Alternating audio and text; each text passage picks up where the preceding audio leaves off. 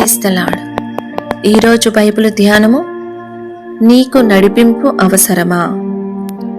నీవు పరిశుద్ధాత్మలో జీవించు ఒక వ్యక్తివైతే నీవు ప్రకృతి సంబంధమైన సహజమైన జీవితము జీవించుచు నీ జీవిత కాలమంతయు చేయగలిగిన అనేక కార్యములకు అధికమైన వాటిని కేవలము 1 గంటలో చేసి ముగించెదవు అని ఒక దైవజనుడు చెప్పిరి.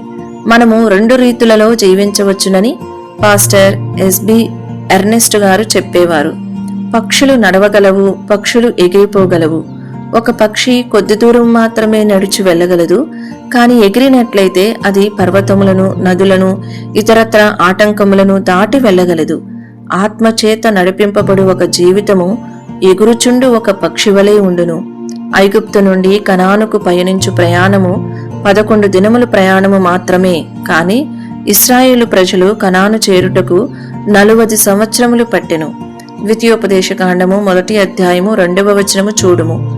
మానవుడు కాదు గాని దేవుడే వారిని నడిపించెను. అలాగైతే దేవుడెందుకు వారిని 40 సంవత్సరములు తీసుకుని వెళ్ళెను? మన హృదయం యొక్క స్థితిని అనుసరించియే దేవుడు మనలను నడిపించును. తన జనులను అరణ్యము గుండా తీసుకుని వెళ్ళవలనని దేవుడు ఇష్టపడలేదు, కాని వారి యొక్క హృదయ స్థితిని బట్టి ఆయన ఆ విధముగా చేయవలసి ఉండెను. మనలో కొందరికి జీవితకాలమంతయు అరణ్యయాత్రగానే ఉన్నది. ఎడారి లేక అరణ్యమనగా పుష్పములు గాని, గడ్డి గాని, ఆకులు గాని, నీడ గాని, ఫలములు గాని లేని ఒక స్థలము. అది ఎండిపోయిన నిర్జల ప్రదేశమై ఉన్నది. దేవుడు మనకు నడిపింపును ఇవ్వవలననినా, ఆయన కోరినటువంటి మార్గములో మనలను నడిపించవలననినా మన యొక్క హృదయము దేవునితో సరిగ్గా యథార్థముగా ఉండవలెను. ఒకవేళ మన హృదయము మూర్ఖపు పట్టుదల గలదిగాను కఠినమైనదిగాను ఉండిన ఎడల దేవుడు మనలను నడిపించు మార్గములు మనకు కఠినముగా అనిపించును. తమ వంకర త్రోవలకు తొలగిపోవు వారిని పాపము చేయువారితో కూడా యెహోవా కునిపోవును. 125వ కీర్తన 5వ వచనము. మనము మన యొక్క వంకర త్రోవలను పట్టుకుని ఉన్న ఎడల ప్రభువు తన యొక్క పరిపూర్ణమైన త్రోవలను మనకు చూపించరు. గనుక మనము ప్రభువునకు భయపడి ప్రతి విధమైన కీడునకు దూరముగా ఉండెదము గాక.